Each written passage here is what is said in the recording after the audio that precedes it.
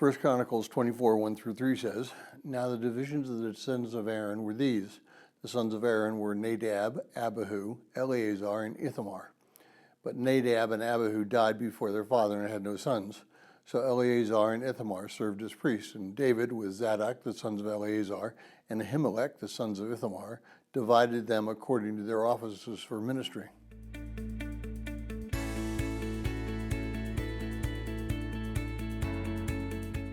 Well, if you're joining us and reading through this 90-day reading plan, today's reading is 1 Chronicles 24, and I encourage you to read that passage. Well, each time I read about the genealogies of the priests, I'm absolutely amazed. These people knew their background. They knew who they were and where they came from and what their position was in that history. This is the way it should be for our Christian history.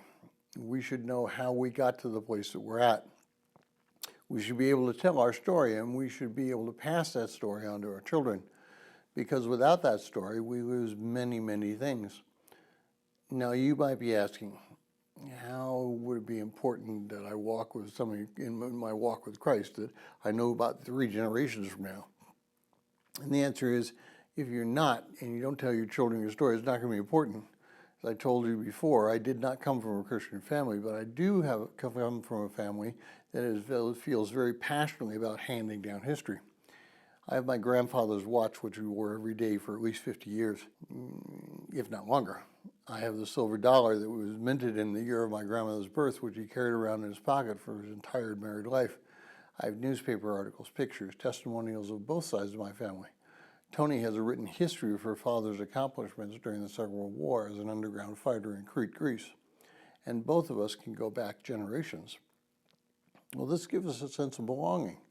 This gives us a sense of meaning, and it gives us a sense of pride. All 3 of those things are very important in our walk with Christ. If we do not feel that we belong, we will not walk with Christ.